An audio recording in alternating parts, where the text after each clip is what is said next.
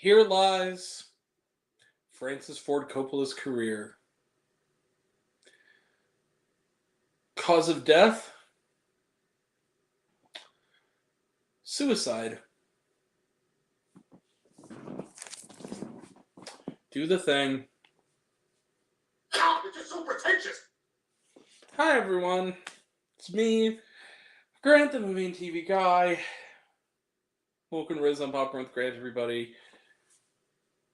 15 seconds, who gives a shit? What the fuck was this? Francis! Daddy! Why? Why did you do this? Why was this your half-century long passion? Why?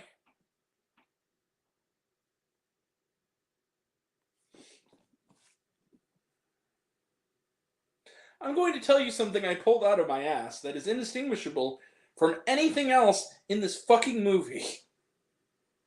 Posted this about 15 minutes in to my group chat. Time is an interesting thing. Past and present and future falling into tender embraces, much like mothers. And the flowers are sharp with thorns which cut as deep as my bitter soul. See? Coppola? Anybody can write this movie. Anybody. Yes, young first-year, 14-year-old pothead film student. Even you could one day write Megalopolis. You don't even need to try very hard. Coppola sure didn't. So yeah, Megalopolis is a steaming pile of shit. It's not a movie, it's a steaming pile of shit that, for some reason, certain pretentious twat hammers seem to think is a good movie. Most sane people, including yours truly, and maybe even more than me, Mark Kermode, agree that, no, there's nothing brilliant about this. This is the equivalent of somebody taking if you remember back when Spill.com was a thing, when they reviewed Southland Tales, and they made this point about how anybody can go into the middle of a street, take a dump, and then have three, pretentious up their ass people going, "That's brilliant, that's art." It's not art. This is a crazy old man who's lost his mind. It's the same thing with Jean-Luc Godard. It's the same thing with fucking film Socialisma. It's the same thing. It's somebody who had talent and has shown that he had talent, becoming too old, forgetting how to make films. I'm sorry, I don't mean to be ageist, but it's true. Doesn't know how to make films anymore, and made nothing. And you notice I haven't gotten to the description yet, because this movie isn't about anything. There is a premise, I guess, and that is that Adam Driver, one of the many talented people who's wasted here, which is everybody in this cast, barring Voight and LaBeouf, is talented and deserves better than this, is an architect. It's the future, and he wants to build this utopian city, but he's foreclosing on people's homes to do so. And he also has clock stoppers powers, like he can manipulate time. And they never explain it, and then he wants to use this strange new material called megalon, which I guess can create matter out of nothing, and therefore create this futuristic city. And then there's also New York has become New Rome. And meanwhile, Francis Coppola is doing this. Oh God, I'm so brilliant. Money shot. Fuck the plot. Look, I'm going to tell you this right now. I didn't just hate Megalopolis, I loathed Megalopolis. And that gives me no pleasure to say, because Francis Ford Coppola is one of my heroes.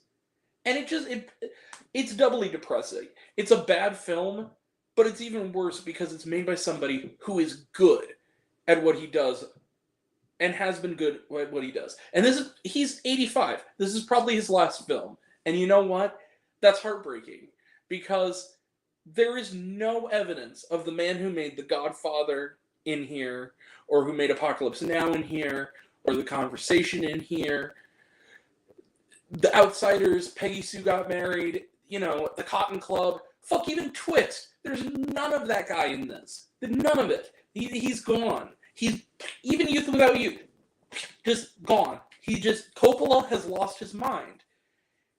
This movie makes Jack look good. That's how bad this is in the filmography of Coppola. It is atrocious.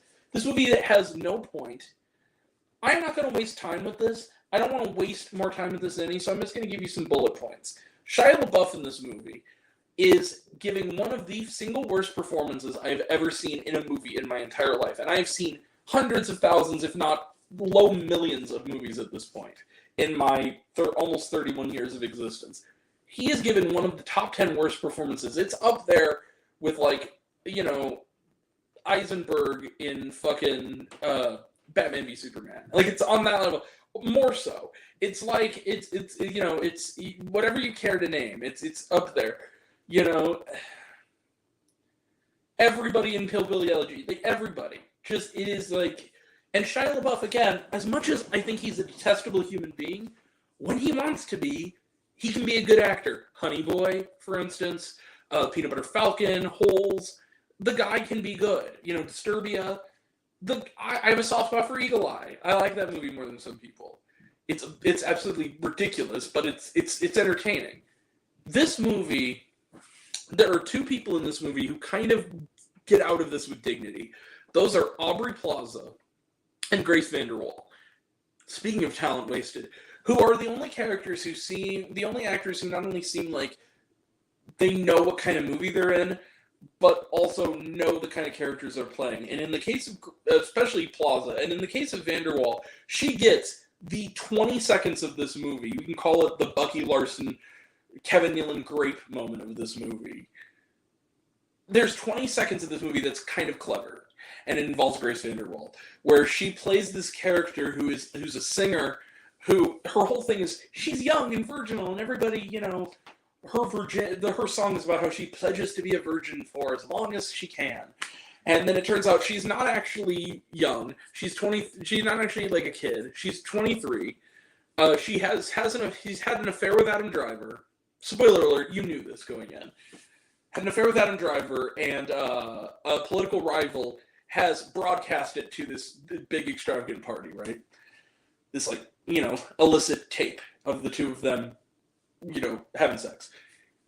It cuts to a montage, and of what appears to be the next day, and she kind of reinvents herself within moments as this Olivia Rodrigo, Alanis Morissette, burn the world down, I fucking hate you kind of pop star. I'm like, okay, that's funny. That is the one piece of satire in this that is this close to being kind of clever. It's 20 seconds. The rest of this movie, and this movie also, is 2 hours and 18 minutes long. Coppola. I feel bad, really, hating this movie as much as I do, because Coppola independently financed this. It is an ambitious movie, I'll give it that. $120 million of his own money. It's one of the most expensive independent films ever made, I think. Right up there with, I think, Moonfall and Valerian among those. He sold his vineyard, or at least a portion of it, to pay for this. And he's been trying to make this since Apocalypse Now. I don't understand, Francis. I don't understand why this was such a passion to you. Every character in this movie talks like 14-year-old pothead who has just seen a Jim Jarmusch movie for the first time and thinks, or has read Atlas Shrugged or The Fountainhead and thinks and talks like that kind of person. This stream of consciousness that he mentioned, I think, in an interview that the movie is heavily improvised. You can tell everything is just people show up who are A-list actors or formerly A-list actors. People with talent show up to do literally nothing. Chloe Fineman is in this to play this sort of sultry kind of female character among many, who's just nameless. Dustin Hoffman looks like he's asleep. He comes into this movie and practically bumps into the sets. He just doesn't look like he's supposed to be there, and he does weird shit. Jon Voight, by the way, I just want to point out, I hated Reagan, but you know what? I'll give Dennis Quaid credit. He also was in a movie that came out within weeks of Reagan. And that was The Substance. And that was a great movie, and he was great in it. Congratulations, Jon Voight. You were in a bad movie called Reagan, and you were in a movie a few weeks later that was somehow even worse, called Megalopolis. Congratulations, Jon Voight. 2 of the worst movies of the year, and you were in them. Jesus wept. Yeah. One scene toward the end of this film, Jon Voight is sitting on the bench. He is married to Aubrey Plaza, who is having an incestuous affair with Shia LaBeouf, right? Yeah, a lot of incest and a lot of fucking in this movie too, which makes sense because it's shot like it's filmed almost like a porno. It's overlit as fuck, and the special effects are terrible, much like a porno. It's filmmaking quality, yeah, which is again, it's Coppola. Why does it look so shitty? That's another thing. But she is having an affair. Also, every woman in this movie is portrayed horribly. Every woman in this movie is either, and these are often the movie's words, a whore or some kind of vixen who wants to kill somebody. There is no nuanced female character in this movie. But then again, quite frankly, there's no nuanced male characters in this movie. There's no nuanced non-binary people in this movie or anybody. No human being is portrayed as a human being in this film. They're all just arch intro to, philosophy film snobs. That's how all of them talk. But, so in this scene, he's lying there, sort of dying, older, whatever. Shia LaBeouf and Aubrey Plaza have done a hostile takeover, right? He's like some kind of politician. I don't know. I think he's like supposed to be like the mayor of the city or something. Something like that. Like, it was hard to tell. It's not my fault. I was paying attention. This movie is all over. It goes every which way. But Shia LaBeouf, there's a part where like he comes in and he figures out the affair. He pulls out he has a visible erection under. I'm not kidding you. He goes. He's like, "Don't you want to check out what this boner is for?" This is dialogue in this. He then pulls out a crossbow, shoots Aubrey Plaza dead in the chest. And then proceeds to turning to his grandson, Shia LaBeouf, who is, bereaved and is overacting. Takes that crossbow again, shoots him 3 times shoots him in the ass as he runs away, screeching like a cartoon character. This is supposed to be a serious movie, y'all. I wish I was joking. This movie, you know what? If you want to see Aubrey Plaza is one of the only people who's good in this. Oh, and also her character name. I almost forgot about that. Her name is Wow Platinum. Because that's a name. Also the main character, Adam Driver's character, his name is Caesar Catalina. Because fuck real names. Oh yeah, speaking of that, his mother in this movie is Talia Shire, who also just kind of walks in. Same with Jason Schwartzman. The only reason they're in this is because they're Coppolas. That's the only reason they're in this movie. They look like they are barely. They look like that they just showed up and they didn't have any idea. They're sinking. There's no path. They have no water wings. They're drowning in this movie. But anyway,